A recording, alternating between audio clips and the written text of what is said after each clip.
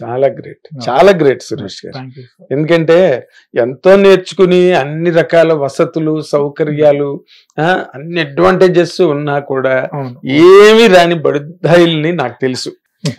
I know personally very well. Yes, sir. కానీ మీరు అలాంటి ఒక కుగ్రామంలో అవును. అక్కడి నుంచి వచ్చి ఇక్కడికి స్వయంగా అన్ని నేర్చుకుని అవును. ఈ రోజు మీరు ఒక మ్యూజిక్ డైరెక్టర్ సురేష్ బొబ్బిలి అవును. అనే ఆ మాట అనిపించుకోవడం ఉంది చూసారా, అవును. అవును. అదే that is a great achievement అండి. Thank you sir. నిజంగా అది మిమ్మల్ని ఎంత దూరమైనా తీసుకెళ్తుంది. Thank ah you sir. Basic thank you sir. అదే కదా ఈ రోజు అవును. అవును సార్. అవును. మెగాస్టార్ చిరంజీవి గారికి అదే కదా పునాది. అవును. అవును సార్. ఆ స్వయం కృషి, అవును.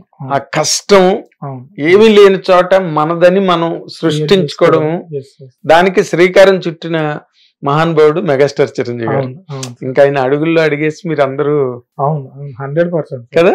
చిరంజీవి గారిని నేను మొన్న కలిసినప్పుడు ఏడ్ చేసిన సార్. హ్మ్. నేను ఆయన సినిమాలు మార్నింగ్ షోకి వెళ్తే మళ్ళీ మిడ్ నైట్ బయటకు వెళ్ళేది థియేటర్ నుంచి. అమ్మా. అంటే మార్నింగ్ షో టికెట్ తీసుకొని లోపలికి వెళ్ళి బయటకు వచ్చి ఆఫ్టర్నూన్ సమోసాలు అక్కడే తినేసి మళ్ళీ టికెట్ తీసుకొని లోపలికి వెళ్ళి మళ్ళీ ఈవినింగ్ వచ్చి తిని అక్కడే సమోసాలు తిని మళ్ళీ ఫస్ట్ షోకి వెళ్ళి మళ్ళీ బయటకు వచ్చి సెకండ్ షోకి సమోసాలు తిని మళ్ళీ సెకండ్ షోకి వెళ్ళి నైట్ బయటకు వచ్చి హాస్టల్కి వెళ్ళేది రిలీజ్ రోజు. అంటే అంత పిచ్చి నాకు చిరంజీవి గారు. మొన్న వెళ్ళి కలిసినప్పుడు ఆయన పట్టుకొని ఏడ్ చేసిన. అంటే ఇన్స్పిరేషన్ సార్ ఆయన. అంటే సేమ్ అదే సార్. ఆయన ఎక్కడి నుంచి స్టార్ట్ అయ్యి ఎక్కడున్నారు ఇప్పుడు. ఆయనను చూసి అందరం, ఈవెన్ చక్రి గారికి కూడా చిరంజీవి గారు అంటే పిచ్చి ఫ్యాన్. చిన్నప్పుడు ఆయన చిరంజీవి గారి పాటలే పాడేది షోస్ వెళ్ళినప్పుడు. ఇప్పుడు ఆయన అంతే కదా సార్. చక్రి గారు కూడా సేమ్ అట్లనే అక్కడ స్టార్ట్ అయ్యి అంత దూరం రాగలిగారు అంటే అంతమందిని ఇన్స్పైర్ చేయగలిగారు. మేము చిన్న ఇంకా చాలా మందిని ఆయన ఇన్స్పైర్ చేయగలిగారు.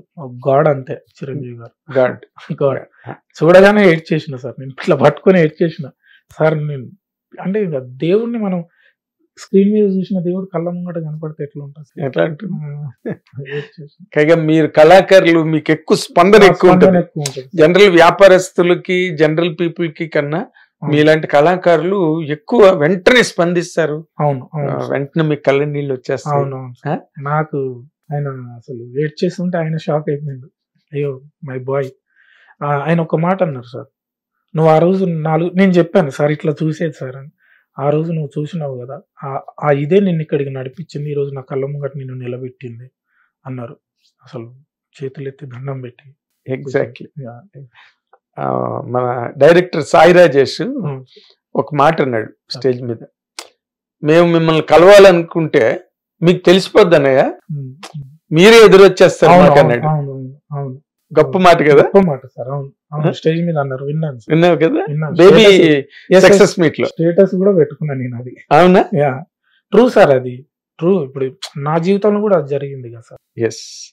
నేను ఆయన చిన్నప్పటి నుంచి ప్రేమించుకుంటూ ఆయనను ఆరాధిస్తూ గాడ్ అని ఒక ఫీల్ తో వచ్చి ఆయన ఎదురొచ్చినట్టు అయింది మొన్న. మరి ఐ కెన్ రీడ్ ఇట్. అది ఏం జరిగి ఉంటుంది, ఎలా జరిగి ఉంటుంది. అదే కదా నా కార్తికేయ కూడా, నేను మిమ్మల్ని పట్టుకున్నాక ఆయన పట్టుకున్నాక తెలిసింది ఆయన కూడా మనలాగే ఉంటారని. అభిమానులకు ఉండే ఆ ఇన్స్పిరేషన్ అది ఇప్పుడు ఇన్నాళ్ళైనా తగ్గలేదు, ఎప్పటికీ తగ్గలేదు. మీలాంటి వాళ్ళు అలా ఊరుతూనే ఉంటారు.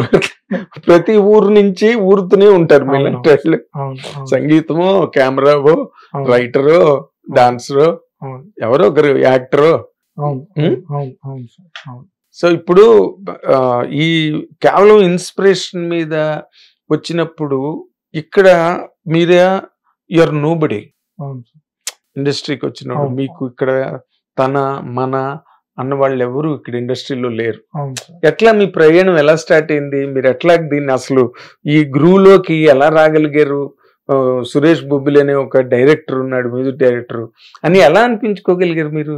యాక్చువల్లీ నేను అదే ఆఫీస్ బాయ్ గా చేస్తూ, అవును, యాజ్ ఏ సౌండ్ ఇంజనీర్ గా నేను అక్కడే నేర్చుకుని అక్కడే ఇంజనీర్ గా జాయిన్ అయినా సార్. సేమ్ అదే 4,000 శాలరీ నుంచి 25,000 కి శాలరీకి వచ్చేసిన అనమాట. ఇంజనీర్ గా జాయిన్ అయ్యి. ఎన్నాళ్ళు పట్టిందండి దానికి?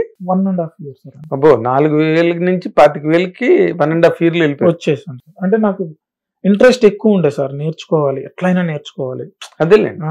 యాక్చువల్లీ పియానో నేర్చుకోవాలనే ఇంట్రెస్ట్ ఉండే సార్. నేను అప్పుడు మా అన్నయ్య వాళ్ళని అడిగినప్పుడు వాళ్ళకు కొంత ఆ టైంకి వాళ్ళు బిజీ ఉండడం, కొంత పట్టించుకోకపోవడం వల్ల నేను సరే అట్లీస్ట్ ఇదైనా నేర్చుకుందాం మనం, ఇది నేర్చుకుంటే మనకు ఒక వే దొరుకుతుంది, వెళ్ళిపోవచ్చు అనే ఒక ప్రాసెస్లో దాన్ని స్పీడ్గా నేర్చుకున్నా సార్. రైట్. దాన్ని స్పీడ్గా నేర్చుకొని వర్క్ చేస్తున్న ప్రాసెస్లో వేణు ఉడుగుల గారు ఒక యాడ్ చేయడానికి వచ్చారు సార్. యాడ్ మా అన్నయ్యతోనే కంపోజ్ చేయించుకున్నారు.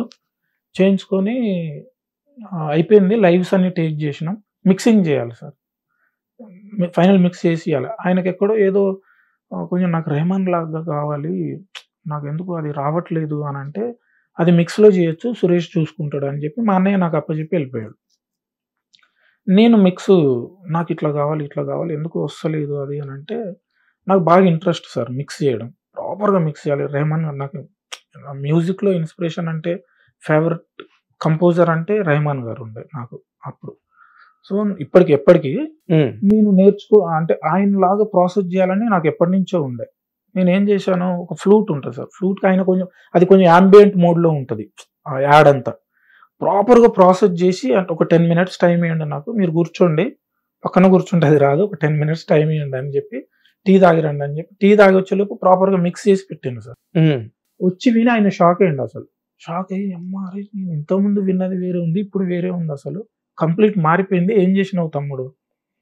ఏం లేదన్న ప్రాపర్గా అదే మీరు ఈ కైండ్ ఆఫ్ రెహమాన్ గారి స్టైల్ మిక్స్ ఉండాలి అన్నారు కదా, నేను అదే చేశానంటే అదిరిపోయింది కదా, ఏమైనా ట్యూన్స్ చేస్తావా నువ్వు అంటే నేను చేసుకుంటాను.